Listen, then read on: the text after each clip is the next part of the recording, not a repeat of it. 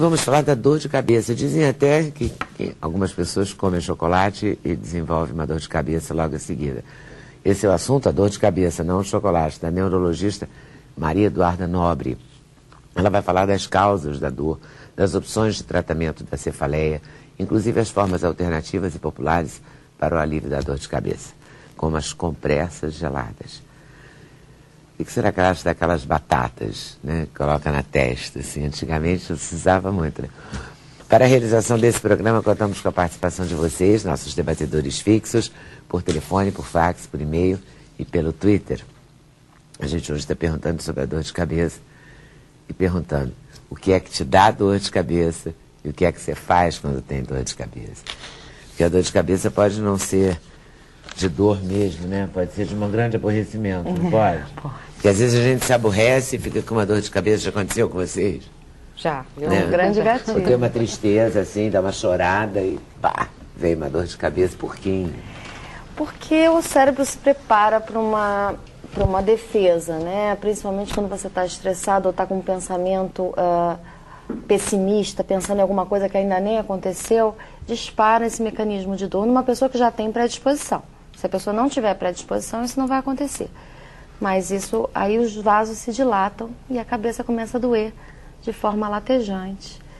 E é um fator desencadeante, não é a causa. O estresse não é a causa da enxaqueca, ele é um desencadeante. Existem outros que a gente vai falar. Mas pode ser, por exemplo, o que pode também desencadear uma dor de cabeça? Olha, em cada caso é um caso? Assim? Não, a gente tem alguns fatores já reconhecidos, né? Os hormônios na mulher, a queda dos hormônios que acontecem na ovulação e no pré-menstrual. Essas duas fases são fases importantes que a mulher fica mais predisposta, principalmente no pré-menstrual. É a queda do estrogênio.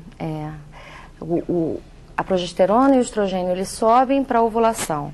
Depois eles sobem novamente e vem a menstruação. Então, essa oscilação provoca a crise. Então, é um fator predisponente na mulher, tanto que a mulher, após a menopausa, tende a melhorar. Não quer dizer que vá melhorar, mas tende a melhorar. As pessoas que têm enxaqueca. Isso, as pessoas que têm enxaqueca.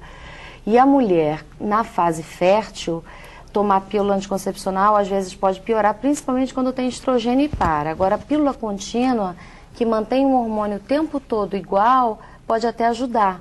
Então, existem algumas formas de prevenir gravidez, né, que é essa intenção maior da mulher na idade fértil, para que melhora. Então, o DIU, que é um DIU com liberação de progesterona, também ajuda.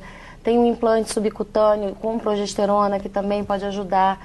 Então, a gente tem alguns recursos para tentar melhorar essa fase. E essas coisas, assim, se comer um chocolate, desencadeia dor de cabeça. Não tomou café durante muito tempo, quem é viciado em cafeína. Não tomou café, não tomou nenhuma bebida cola, né? Uhum. São duas coisas. Alguns alimentos... Alguns alimentos podem provocar dor de cabeça. Por quê? Alguns alimentos contêm substâncias que dilatam os vasos da cabeça. Então, se a enxaqueca é uma dilatação e uma inflamação do vaso, o que dói na enxaqueca é o vaso. Então, qualquer alimento que você ingira que dilate esse vaso, numa pessoa que já tem predisposição, vai doer. Então, alimentos com substâncias dilatadoras em excesso, tipo queijo amarelo, que tem tiramina, bebida alcoólica, aí tem o álcool. E o vinho tinto, por exemplo, ele além do álcool tem os flavonoides que também dilatam os vasos. Chocolate, que a gente vai falar daqui a pouco, ele tem tiramina também, ele tem feniletilamina, que é outra amina que dilata o vaso. Então, são substâncias que dilatam o vaso. Mas, como ele tem propriedades... Chocolate é uma mina, então. Mas ele tem coisas boas. Eu não sou contra chocolate, não sou contra café, né? Tem muito médico que até recomenda não tomar nada de café. Eu sou contra essa recomendação porque eu acho que nada deve ser proibido e nada deve ser em exagero. A moderação é que faz com que a pessoa fique bem. Sabe uma coisa que eu nunca entendi? O médico diz, não toma café porque tem muita cafeína, mas o remédio para dor de cabeça também tem cafeína. Mas então é justamente isso. Você tomando muita cafeína, a cafeína ela tem uma ação vasoconstritora, ela contrai esses vasos. Então a pessoa fica num alívio ótimo, né? O dia que ela não toma, ela vai ter. Então a gente tem um limite de cafeína a dia.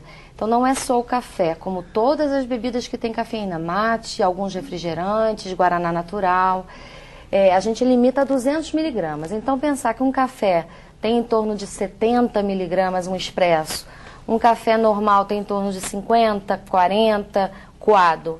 Se você administrar isso no seu dia, lembrar que você tomou café, se você tomou refrigerante, você está somando cafeína. Então, não tomar mais do que isso, 200 é o que a gente permite. E o café, além da cafeína, ele tem propriedades boas também. Assim como o chocolate tem um lado da gordura, de algumas coisas que não são boas para a saúde, mas outro lado maravilhoso, que tem até ação protetora para algumas doenças. E o café é a mesma coisa. O café tem ações antidepressivas, ele dá ânimo, ele melhora a atenção. Então, não é para proibir, é para fazer com que a pessoa tome conta, veja quanto ela está ingerindo de café. Tem gente que toma 8 cafezinhos por dia. Aí no final de semana não toma, porque não está na repartição, não está no trabalho. Aí o que acontece? Dor de cabeça. A gente chama de cefaleia do final de semana. Justamente é a abstinência da cafeína. Aquele vaso que estava recebendo aquela cafeína e estava contraído, ele passa a dilatar mais ainda porque ele não recebeu naquele dia. Então vem uma dor de cabeça pela falta da cafeína. Então a cafeína ela não dá dor de cabeça, ela melhora.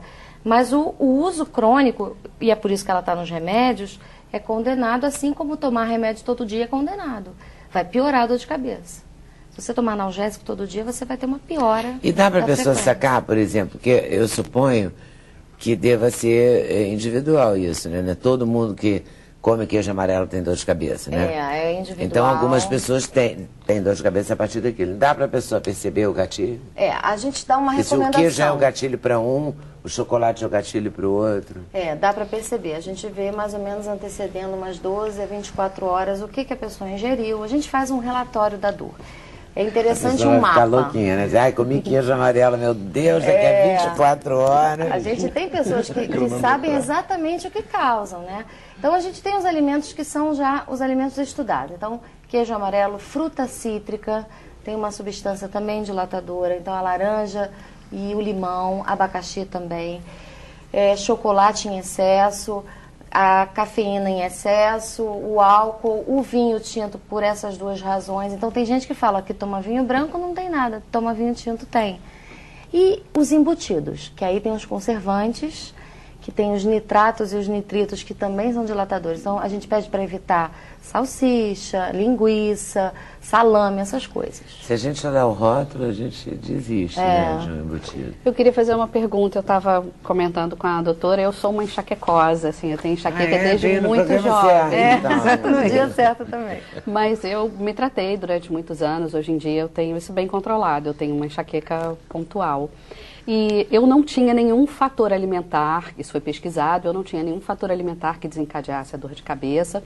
Eu tinha um incômodo com luminosidade um pouco, com cheiro forte. Mas o que o médico constatou é que eu tinha uma baixa produção de endorfina.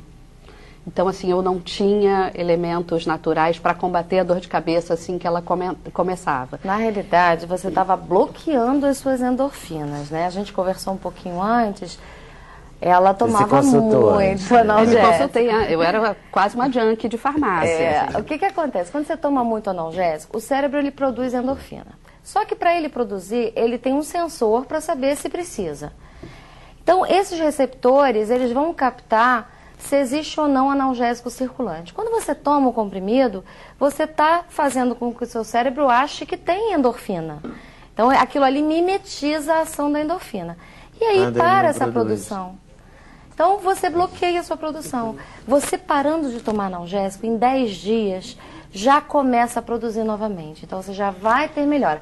É um sofrimento de 10 dias. O tratamento foi assim. São 10 dias de cão. E eu dizia para o médico assim, não, mas será que eu não posso tomar só hoje? Ele, não, porque senão amanhã você vai voltar aqui pedindo. Exatamente, porque você tem que voltar a produzir. Sem tomar analgésico nenhum. Morrendo de dor. E aí depois você...